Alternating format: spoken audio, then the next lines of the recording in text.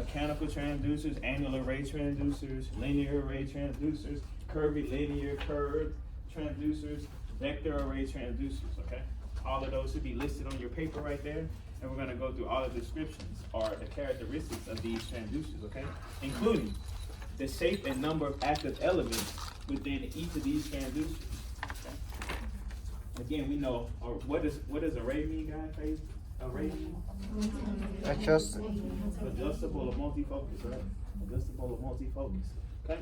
So we're gonna talk about what it means when it's phased array, okay? So again, the shape and number of active elements that each transducer, they're all different according to which transducer you use. That's how we get different characteristics of each one, okay? Then we're going to also talk about the beam steering. How is that beam steered? Remember I told you guys, we kind of talk about how that beam is developed by scan lines, right? It's not just one beam, boom, and an image pops up, right? It's going to send out a scan line, until that sector or rectangular shape or blunt sector shape is produced, okay? Also going to talk about focusing of each of those beams. How is that beam focused? Okay, we talked about that a little bit in sound beams chapter. When we're talking about the end of that chapter, we're talking about focusing, and the axial lateral resolution chapter. Okay? We're going to talk about the shape that image produces, like I just said, whether it be a sector shaped image, a blunt sector shaped image, a rectangular shaped image, trapezoidal shaped image, like the vector array probe. Okay? We're also going to talk about the consequences, or what happens if there's damage to the active element of that transducer. Okay? So these are key points that you guys are just going to have to take and learn this chapter right here.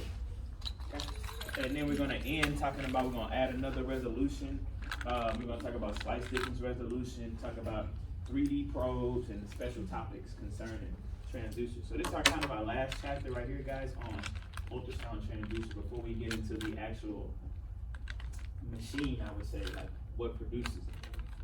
For the semester is this last chapter.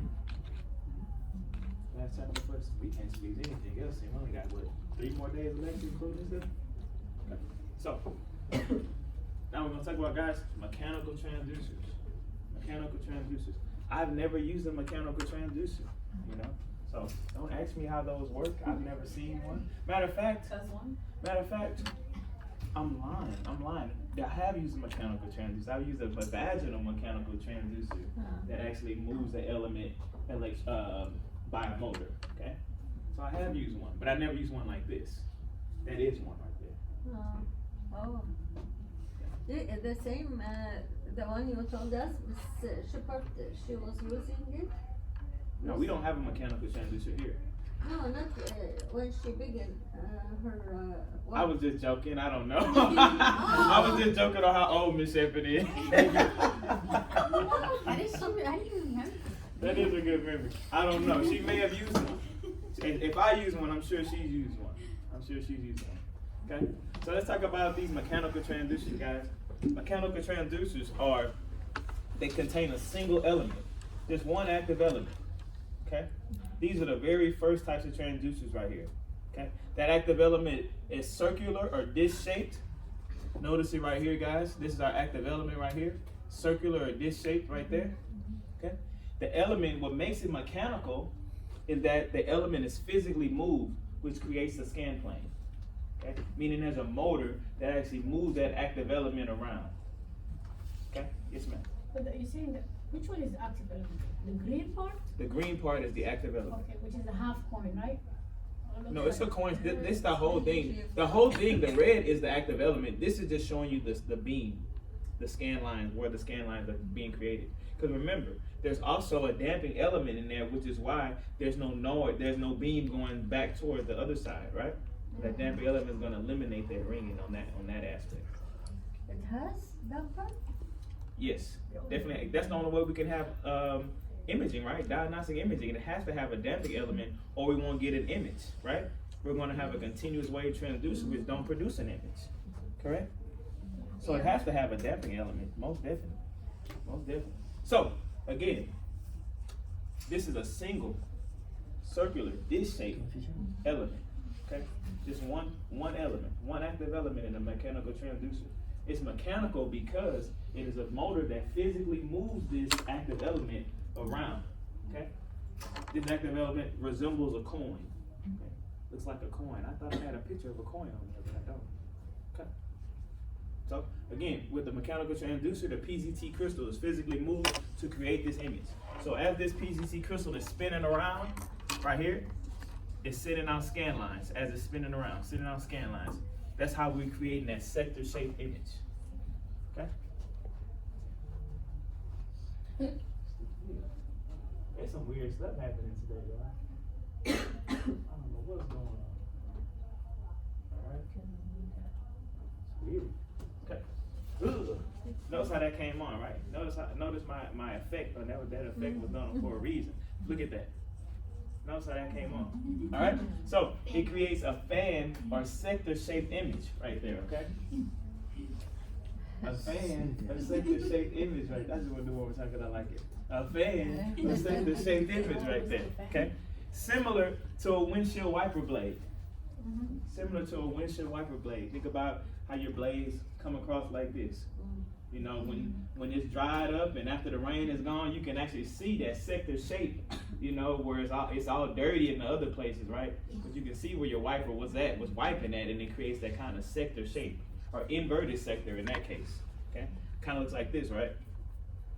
Okay, so those pulses radiate from the crystal like a bicycle, like bicycle spokes as it rotates from a single point. Okay, so we know how fast these pulses are being created, right? You know, however, whatever the depth is, less than 1/100th of a second, right? So as this crystal right here is rotating, see it rotating in different positions, it's creating scan lines on that rotation. Okay, it's not rotating one time, one scan line, rotating again another scan line, rotating again another scan line. As it's rotating, it's sending out pulses as it's rotating. Okay, that's happening very fast, because we can't even see that, right? Because we're moving our transducer, and we have a sector image the whole time, correct? Right, we never miss out on the image. Go ahead. That's supposed to be spike. Spokes like on a bicycle. I don't know. You don't ride bikes? I do. What's a spoke? A spoke is the metal thing of the bicycle inside the tire, the rim. Oh yeah.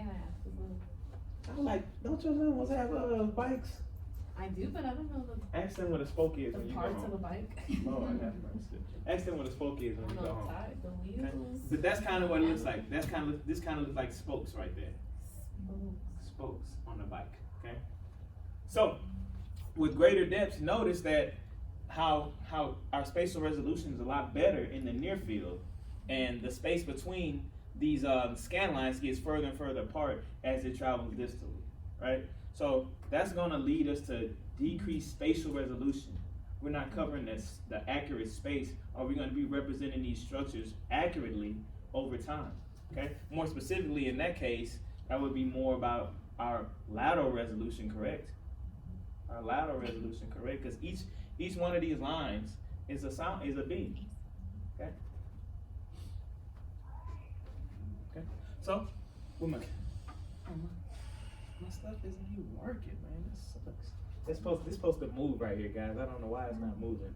Okay, so when it comes to steering, it's mechanically steered, right? Because it's a motor that actually moves this element, correct? So it's mechanically steered. Okay, sound beams are emitted as the crystal moves. Goodness, why is that not working? So everything I have in bold, that's what you can kind of write on your paper. Okay? But most importantly, know that a motor actually moves this element on this transducer. How many elements in a mechanical transducer, Mrs. Silva? How many what? Elements. One. Just one. Just one. Okay? Not picking on it. Guys, now let's talk about focusing. Okay? We already know this because everything we've been learning up to this point has been from a single, unfocused piece of PZT, right? Everything we learned, we haven't talked about phased array transducers at all. We've only been talking about single element transducers. So you already know how this focusing is accomplished. Mechanical focusing, also known as conventional or fixed focusing. two types of fixed focusing, right, guys? Internal or external, right? Internal with what? Internal is curve Curved element. PZT element, right? Our curved PZT element represented right there. Or external, represented by our acoustic lens, okay? In the red right there. Or, remember, a pair of glasses, external on the bottom. Okay. So, focusing for a mechanical transducer is gonna be conventional mechanical or that fixed focusing. We can't adjust that focus on mechanical transducers. Only way we can do that is by changing that transducer. Okay. Focusing occurs. Yeah, when you finish. Focusing occurs in both the horizontal and vertical planes since the beam is a 3D object, right? We've only been talking about it from the point of it being the lateral position because we've been talking about lateral resolution, right? But the beam is actually an hourglass shape. Oh, I should have brought my hourglass. All the way around. It's a whole 3D structure. Okay, remember we actually kind of talked about it in chapter 5, talking about intensities, meaning that when you're looking at it in straightforward, it's still round, right? It's still round. Remember, that's our spatial intensity, right? But in profile, it's shaped like an hourglass because it has a waist or a focus. Correct? Okay. Here it says beam focusing. What would that be? 3D or? I'm sorry? On the paper or Beam beam focusing? What is? We're just talking about focusing. Well, you asking what the answer will be? Yeah, like Mechanical, conventional, or fixed focusing? Mechanical? Mechanical. Both steering and focusing on a mechanical transducer is mechanical. Okay. There's a motor that moves it to make it that steers the beam. But we already know this is conventional focusing because it's either going to be by a curved piece of PZT or acoustic lens or a mirror. Okay. So your answer you put on there as far as beam focusing goes should be conventional, mechanical, or fixed focus. Okay. Remember, we can't change those focal depths. Okay? We can't control that beam divergence, right? That's already fixed. Yes, ma'am. I'm asking about the mechanical one, the transducer, just this, what is it, crystal? Move or we move it? The like- crystal moves. It's a motor that moves the element. And how we put it on the area, it's just in the vertical? It's or- inside of the transducer. Oh. You don't do anything. It's inside of the transducer, a motor that moves it. We just move it regular as this? Yeah, it's like a regular transducer. It's within the actual casing of the transducer. Oh. You don't move anything. The transducer element is moved by a motor within it. You can actually hear the motor moving when you're working. She just hold it in one spot. Well, no, you still gotta move it. You still have to move it. But I'm saying to create the image. That's what's doing. Instead of it being electronic, the electronic creating the image, the actual movement of the transducer is what's creating our image shape. Okay.